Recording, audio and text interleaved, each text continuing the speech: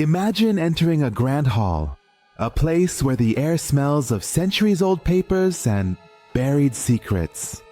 Walls filled with dark wooden shelves, where thousands upon thousands of documents with old seals are arranged. All around you, an eerie silence envelops, and only the soft footsteps of Swiss guards can be heard in the stone corridors.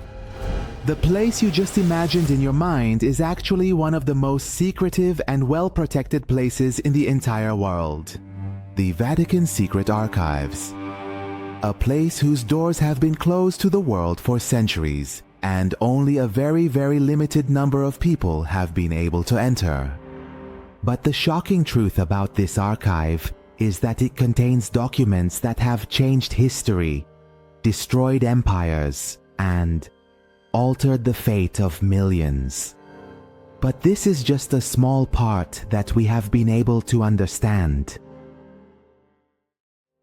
But before anything else, I wanted to ask you to definitely leave a comment for the video, because your comments will be displayed at the end of the video and we will read them together. Now let's dive into the heart of this great mystery in today's video. The Vatican Secret Archives, which is now called the Vatican Apostolic Archives, is where all the official documents of the Catholic Church are kept, from letters, papal decrees, and accounting documents to correspondence between kings and the Church. Everything is here. This archive has about 85 kilometers of shelving. But a very strange point that perhaps few people know is that the oldest document in this archive dates back to the year 809 AD. This document is a simple receipt for a donation to a church in Venice. However, this simple piece of paper is considered an antique due to its age, and is now preserved like a valuable treasure. On the other hand, perhaps the most famous document in this archive is a letter that Mary, Queen of Scots, wrote to the Pope before her execution. In fact, when Queen Mary realized she was going to be beheaded, she wrote a desperate letter to the Pope asking for help. Although that letter did not help her at all, and ultimately Mary was beheaded in a formal ceremony on charges of treason against Queen Elizabeth I of Britain. Mary, Queen of Scots, was accused of treason because she was involved in a plot to assassinate Elizabeth I and seize the throne of England. Anyway, we were reviewing the most famous documents of this archive together. Some say the most famous document in this archive is the important document that recorded Martin Luther's excommunication from the Catholic Church. The same person who initiated the Protestant movement and changed the world of Christianity forever. But it's interesting to know that within this archive, there's another very cool and strange document, the instructions of the trials of the Knights Templar. The story goes that in the Middle Ages, the Knights Templar were one of the most powerful and wealthy religious military groups in Europe. But these knights became so powerful that King Philip IV of France felt threatened, and with the help of the Church, took action against them.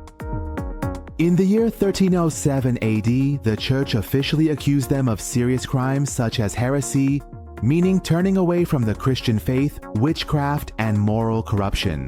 Many of the knights were arrested, confessed under torture, and ultimately the organization of the Knights Templar was dissolved. This story caused the public image of them to remain dark and negative for centuries.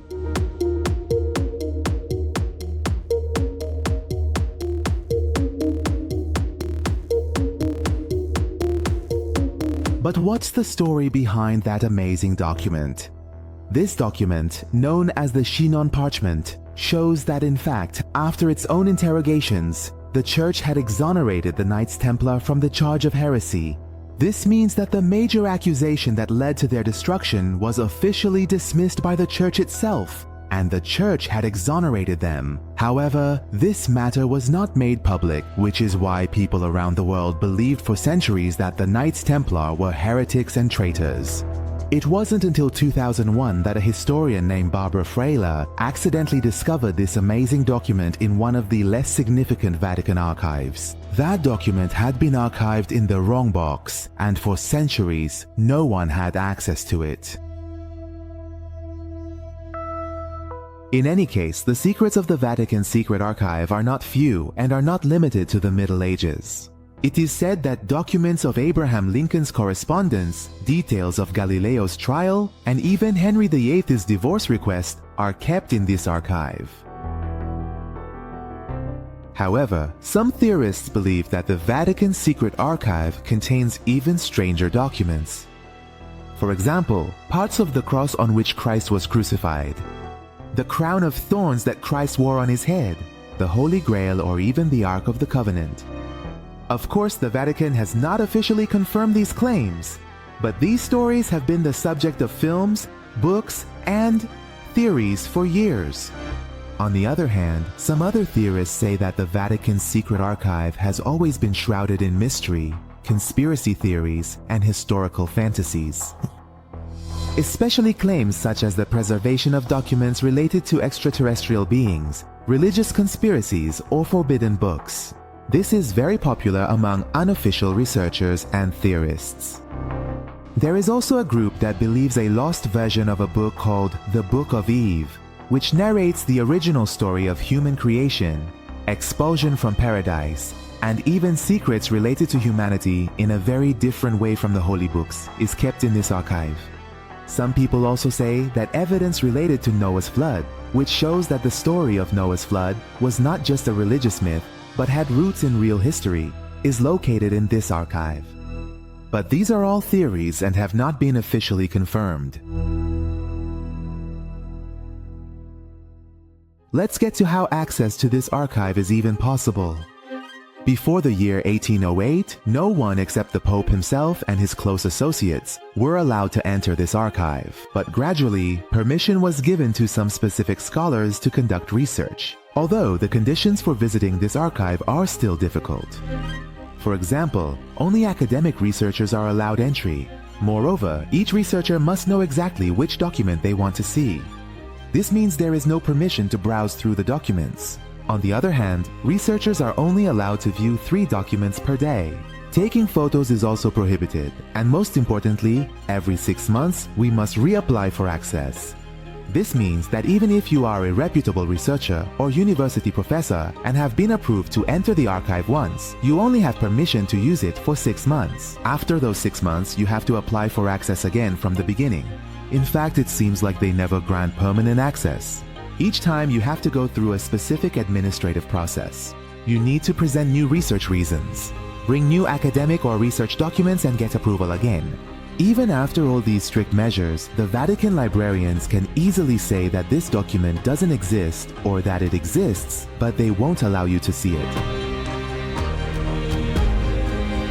However, there is another hidden section in this archive called the bunker.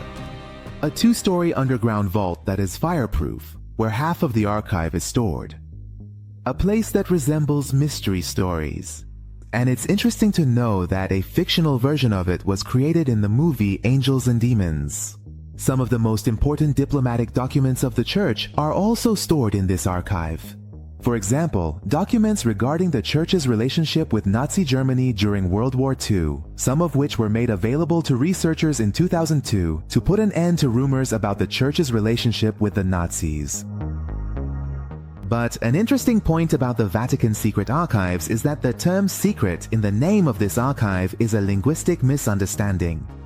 In Latin, the word secret more closely means private or personal, not secretive in the sense of concealment. This means it is the Pope's personal archive, and not necessarily a place full of secrets.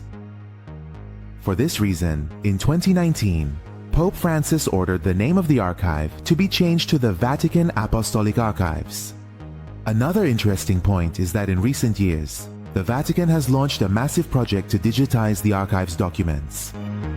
By 2018, over 180 terabytes of information had been digitized, but still only a very small portion of the entire archive is accessible to the public.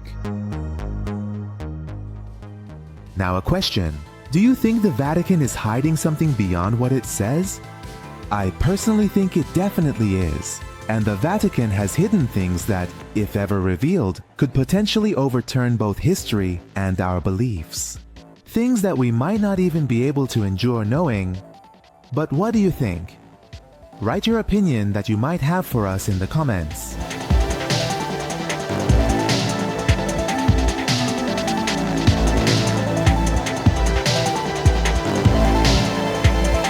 The Vatican's secret archive indeed demonstrates to us that history is not always what is written on paper. Sometimes the most important truths truly remain behind closed doors and in the shadows. The world is full of secrets waiting to be discovered, and we just need to be curious enough